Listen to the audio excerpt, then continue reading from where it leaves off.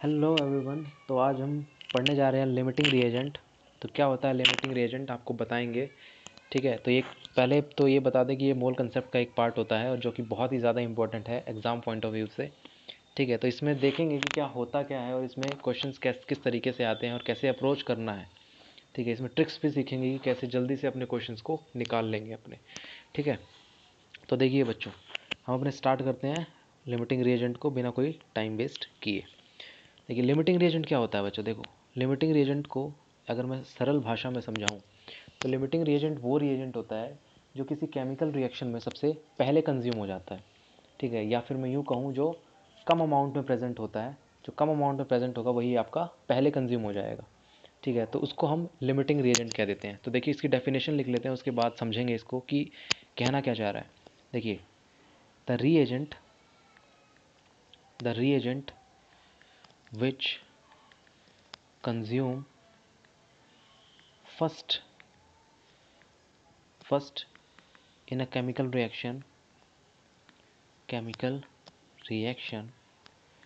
is called limiting reagent. LR से मैं denote कर रहा हूँ इसे। ठीक है, तो देखिए जो रिएजेंट आपका पहले कंज्यूम हो जाएगा तो उसको हम लिमिटिंग रिएजेंट कह देंगे। और बच्चों इसमें लिमिटिंग रिएजेंट को कभी भी जब भी आपको चेक करना है तो हमेशा दो रिएक्टेंट या दो से ज़्यादा रिएक्टेंट होने ही चाहिए। ठीक है, कभी भी एक रिएक्टेंट से अगर प्रोडक्ट बन रहा है तो उसमें कभी भी हम लिमिटिंग रिएजेंट चेक नहीं करेंगे। जैसे एग्जांपल देखिए, मान लीजिए मैं A+B गिविंग प्रोडक्ट AB। ठीक है, तो इसमें अगर मैं कह दूं कि जो B है आपका लेस अमाउंट में प्रेजेंट है तो ये क्या हो जाएगा, आपका लिमिटिंग रिएजेंट हो जाएगा। ठीक है, अगर ये लेस अमाउंट में प्रेजेंट है तो A क्या हो गया, आपका A आपका एक्सेस में हो गया।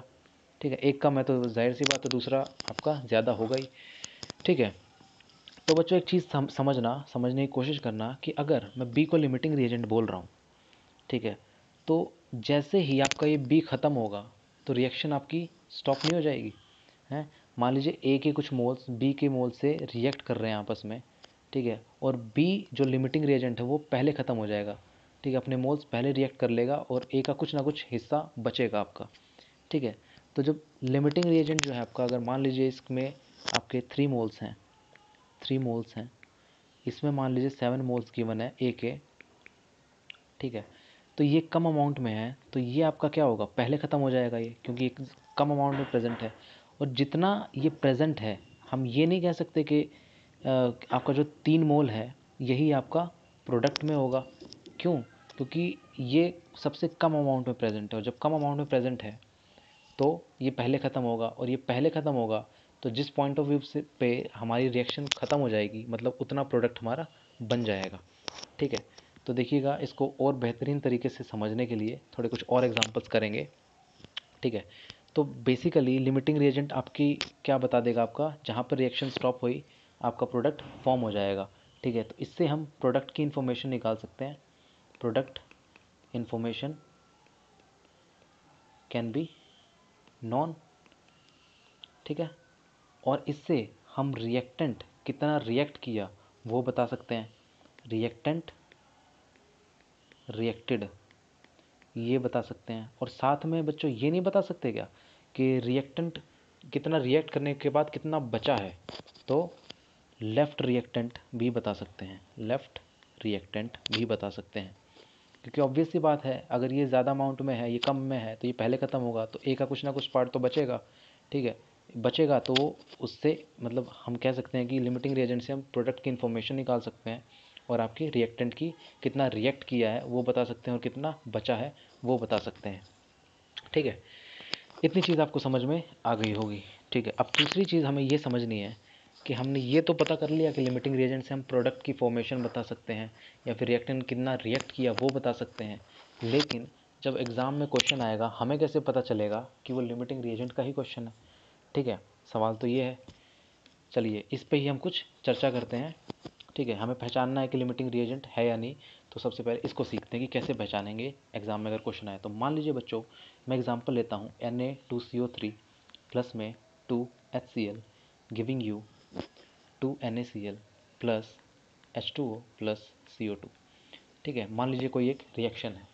ठीक है, अगर मैं कह दूँ बच्चों इसके 4 मोल्स गिवन है और इसके 8 मोल्स गिवन है, ठीक है। तो यहाँ पे 1:2 में प्रेजेंट रिएक्टेंट, इसका आपका कितना है, एक, मतलब इसका कोफिशिएंट 1 है, इसका 2 है। मतलब कहने का मतलब क्या है, अगर इसका Na2CO3 का 1 मोल लगेगा तो HCl का कितना लगेगा, 2 मोल लगेंगे। अगर Na2CO3 का 2 मोल लगेगा तो HCl के कितने लगेंगे, 4 लगेंगे। तो सिमिलरली जब इसके 4 मोल लगेंगे तो HCl के कितने मोल लगेंगे, 8 मोल लगेंगे। या फिर मैं यूँ कह दूँ कि जो इसका मोल का रेशियो है, ऐसे नहीं लिख सकता 1:2, ठीक है। कहने का मतलब है कि जितना आपका Na2CO3 लग रहा है उसका डबल HCl लग रहा है, ठीक है। तो कहीं ना कहीं हम ये इस कंक्लूजन पे पता कर सकते हैं कि जब इसका कोफिशिएंट, मतलब किसी भी रिएक्टेंट का कोफिशिएंट अगर उसके मोलर रेशियो में आ जाए, दोबारा सुनिएगा, अगर इसका कोफिशिएंट रेशियो अगर इसके मोलर रेशियो में आ गया तो हम क्या कह सकते हैं कि जो आपका रिएक्टेंट है एक साथ ख़त्म हो रहा है, ठीक है। जब एक साथ ख़त्म हो जाएगा तो क्या उसमें से कोई लिमिटिंग रिएजेंट बचेगा, नहीं बचेगा। ऑब्वियस सी बात है, जब दोनों एक साथ ख़त्म हो रहे हैं तो कोई भी लिमिटिंग नहीं होगा, दोनों मतलब इक्वल अमाउंट में प्रेजेंट हैं, ठीक है। तो इससे हम नोट लिख सकते हैं, वो क्या बच्चों, देखिए। तो पहले एक पॉइंट, 2 पॉइंट, पहले मैं दूसरा पॉइंट बताऊंगा, एक भी आपको 2 बताने के बाद बताऊंगा। देखिए दूसरा पॉइंट में हमने कंक्लूजन निकाला, if molar ratio equal to, किसके इक्वल हो जाएगा बच्चों, coefficient ratio, then no reactant is limiting reagent. तो इस तरीके से हम लिमिटिंग रिएजेंट को पहचान लेंगे, ठीक है।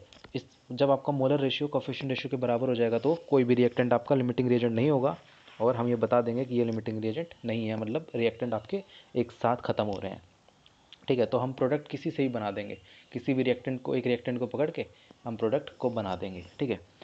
दूसरी चीज़, अगर मैं इस नोट 1 की बात कर रहा था, देखो नोट 1 को पहले तो ये बाद में अप्लाई होगा, लेकिन मैं आपको पहले ही बता देता हूँ इसका मतलब, इसका बताने का मतलब क्या मकसद है मेरा।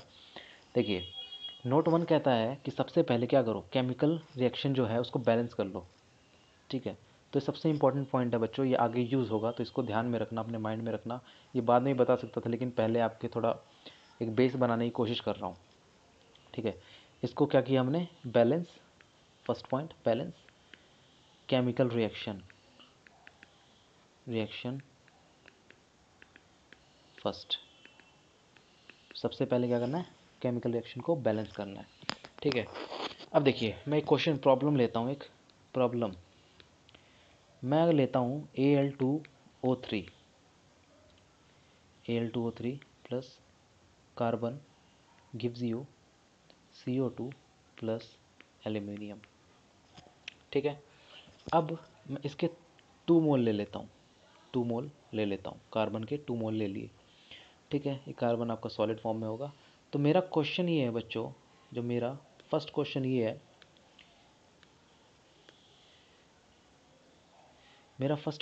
बच्चों कि how many moles of Al2O3 required to consume 2 mole of carbon completely, ठीक है। कह रहा है कि कितने मोल ऑफ Al2O3 चाहिए कि आपका 2 मोल कार्बन कंज्यूम हो जाए पूरी तरीके से, ठीक है। तो पूरी तरीके से अगर कंज्यूम हो रहा है कार्बन, तो हमें क्या निकालना है, मतलब कि हमें इससे क्या इन्फॉर्मेशन मिल रही है, हमें इससे ये इन्फॉर्मेशन मिल रही है बच्चों कि जब वो पूरा कंज्यूम हो जाएगा तो मतलब कार्बन नहीं बचेगा बिल्कुल भी, ठीक है। और उस 2 मोल के लिए हमें उतनी वैल्यू निकालनी है कि जितना वो कंज्यूम हो जाए आपका 2 मोल, ठीक है। Al2O3 की वो वैल्यू निकालनी है जिससे कि 2 मोल आपका कंज्यूम हो जाए। कहने का मतलब ये है कि दोनों आपका ख़त्म हो जाएगा, मतलब कुछ भी नहीं बचेगा, ठीक है। क्योंकि हमें मोल ही वो निकालना है जो आपका 2 मोल से रिएक्ट करे और बिल्कुल ख़त्म हो जाए। तो कहने का मतलब ये है, जो आपका सेकंड पॉइंट है ये यूज़ नहीं हो रहा है, ना। जैसे कि क्या हो जाएगा कि जब दोनों एक साथ ख़त्म होंगे तो आपका कोई भी रिएक्टेंट आपका लिमिटिंग रिएजेंट नहीं होगा, ठीक है, तो इसको देखिए कैसे सॉल्व करेंगे। ठीक है, तो ये मैंने रिएक्शन में दोबारा लिख देता हूँ आंसर। रिएक्शन है आपकी Al2O3 plus carbon solid gives you CO2 plus Al। ठीक है, अब देखो सबसे पहला नोट मैंने ये लिखवाया था कि सबसे पहले क्या करो, बैलेंस करो इक्वेशन को। ठीक है, यहाँ पर कितने एल्यूमिनियम है, 2 है। ठीक है, एल्यूमिनियम से पहले ऑक्सीजन देखो, ऑक्सीजन कितने हैं, 2 हैं। यहाँ पे कितने हैं, 3 है। तो इसको अगर मैं 2 से मल्टीप्लाई कर दूँ और इसको 3 से मल्टीप्लाई कर दूँ तो 6 हो गए, बराबर हो गए। उसी तरीके से यहाँ पर कार्बन 3 हो गए तो कार्बन यहाँ पे 3 हो गए। एल्यूमिनियम यहाँ पे 2 × 2 4 हो गए, तो यहाँ पर कितने हैं, 1 है। तो यहाँ पर इसको 4 से मल्टीप्लाई करके इसको बैलेंस करूँगा। ठीक है, इस तरीके से सबसे पहला काम हमने कर लिया कि इक्वेशन को बैलेंस करना। अब देखो निकालना कैसे है। हमने कहा कि यहाँ देखिएगा, जब लिमिटिंग रिएजेंट नहीं होगा आपका रिएक्टेंट, तो कंडीशन क्या है, आपकी मोलर रेशियो जो होंगे वो कोफिशिएंट रेशियो के बराबर हो जाएंगे। ठीक है, जो मोलर रेशियो और कोफिशिएंट रेशियो बराबर हो जाएंगे तो आपका कोई भी लिमिटिंग रिएजेंट नहीं होगा। और हमें ये पता चल चुका है कि मतलब आपके 2 मोल आपके कार्बन के कंज्यूम हो जाएंगे। ठीक है, तो उतनी वैल्यू हमें लेनी है, लेट से x वैल्यू लेनी है। ठीक है, तो जब मैं इसके मोलर रेशियो को x/2 इसको कोफिशिएंट रेशियो के बराबर करूँगा 2:3 के, तब क्या होगा, ये आपकी 4/3 आ गई। हमने इसको मोलर रेशियो को कोफिशिएंट रेशियो के बराबर क्यों किया, क्योंकि हमें क्वेश्चन में जो दिया है उससे हमें ये इन्फॉर्मेशन मिली है बच्चों कि हमारा कोई भी लिमिटिंग रिएजेंट नहीं है। और जब कोई भी लिमिटिंग रिएजेंट नहीं है मतलब कि उसका मोलर रेशियो और कोफिशिएंट रेशियो बराबर है। ठीक है, तो x = 4/3 ये वो वैल्यू है, मतलब ये 4/3 मोल्स जो हैं आपके वो मोल हैं कि आपको 2 मोल कार्बन को कम्प्लीटली कंज्यूम करवा देंगे। ठीक है, तो इस तरीके से हम अपने क्वेश्चंस को अप्रोच करते हैं। तो देखिए अभी तक तो हम ये देख रहे थे कोई भी लिमिटिंग रिएजेंट नहीं है। अब हम वो क्वेश्चन करेंगे जो लिमिटिंग रिएजेंट होगा। मान लीजिए मैं एक रिएक्शन लिखता हूँ Na2CO3 2HCl। ये सेम रिएक्शन है बच्चों जो मैंने आपको पीछे करवाई थी। ठीक है, तो Na2CO3 + 2HCl giving you 2NaCl plus CO2 plus में H2O। ठीक है, ये रिएक्शन आपकी बैलेंस्ड है, तो एक काम आपका हो चुका है। ठीक है, नाउ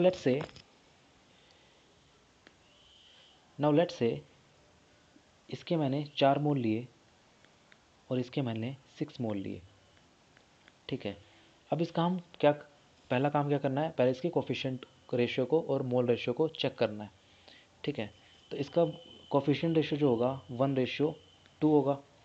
ठीक है, और इसका अगर चेक करें तो इसका क्या होगा, 2:3 होगा। ये मोल रेशियो है, मोल रेशियो। और ये क्या है बच्चों, आपका कोफिशिएंट रेशियो। तो क्या 1:2 मोलर रेशियो 2:3 से क्या इक्वल है, नहीं है। 1:2 अलग है, 2:3 अलग है। मतलब इससे ये इन्फॉर्मेशन मिली बच्चों कि हमारा एक इसमें लिमिटिंग रिएजेंट है। ठीक है, अब सवाल ये उठता है कि हम पहचानेंगे कैसे कि कौन सा लिमिटिंग रिएजेंट है। तो देखिए इसको समझने के लिए सबसे पहले मैं क्या करता हूँ, इसको थोड़ा रब कर देता हूँ पहले। ठीक है, उसके बाद हम आगे सीखेंगे कैसे निकालना है, कैसे पता करना है कि लिमिटिंग रिएजेंट कौन सा है। ठीक है, इसको भी मैंने रब कर दिया। ओके, अब देखिए अब हमें क्या करना है। देखिए सिंपल सी चीज़ है, क्या करते हैं लिमिटिंग रिएजेंट को चेक करने के लिए, जो मोल होता है आपका, मोल 4 मोल है, उस 4 मोल को उसी के रिएक्टेंट के कोफिशिएंट से डिवाइड कर दें। यहाँ पर कोफिशिएंट क्या है, कुछ नहीं दिया होता, एक कोफिशिएंट होगा, तो ये 4/1 = 4 मोल हो गया। ठीक है, उसी तरीके से इस 6 मोल को किससे डिवाइड करेंगे, उसके कोफिशिएंट से डिवाइड कर देंगे। 2 मोल हो गया, सॉरी 2:3 मोल हो गया, 3 मोल हो गया। ठीक है, अब बताइए 3 छोटा है कि 4 छोटा है, ऑब्वियस सी बात है 3 मोल छोटा होगा 4 मोल से। ठीक है, तो इसको हम क्या कह देंगे, लिमिटिंग रिएजेंट कह देंगे। और हमने बताया कि लिमिटिंग रिएजेंट किस काम आता है, प्रोडक्ट की इन्फॉर्मेशन निकालने के काम आता है, और रिएक्टेंट कितना रिएक्ट किया उसके काम आता है, और आपका कितना बचा है रिएक्टेंट आपका उसके निकालने के भी काम आता है। तो देखिए अब ट्रिक सुनिए, अब ट्रिक कैसे है, कैसे यूज़ करना है, क्वेश्चन को कैसे अप्रोच करना है, बहुत इंपॉर्टेंट है, ध्यान से सुनिएगा। देखिए कभी भी अगर मान लीजिए मुझे NaCl की इन्फॉर्मेशन चाहिए, मान लीजिए मुझे NaCl CO2 H2O तीनों की इन्फॉर्मेशन चाहिए, तो पहले क्या मैं NaCl को लेता हूँ।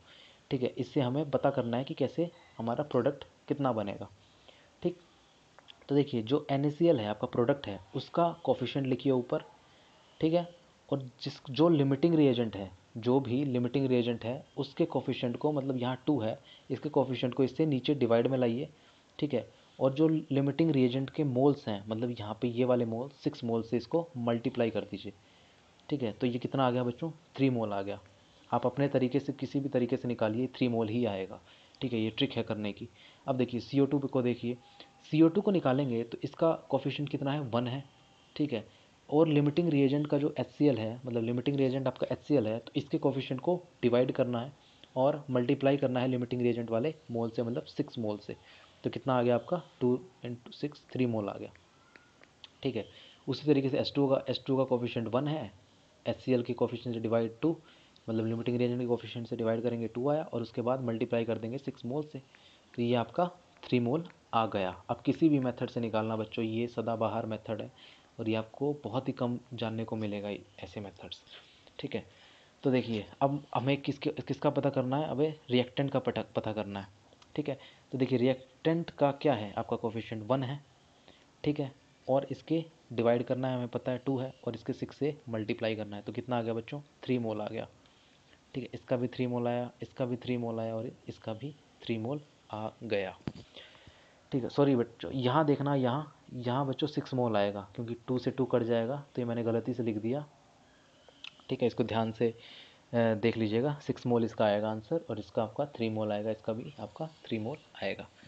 तो इस तरीके से हम अप्रोच करते हैं। सबसे पहले काम क्या किया बच्चों, हमने कोई भी इक्वेशन देखी, उस इक्वेशन को सबसे पहले बैलेंस किया, अगर वो बैलेंस नहीं है तो बैलेंस करने के बाद उसके कोफिशिएंट को, रिएक्टेंट के कोफिशिएंट को चेक किया, और उसको मोलर, जो मोल दिए हुए हैं उसको उसके मैच किया। अगर उसके कोफिशिएंट रेशियो मोलर रेशियो के बराबर आ गया तो हमें ये पता चलेगा उसमें कोई भी लिमिटिंग रिएजेंट नहीं है, ठीक है।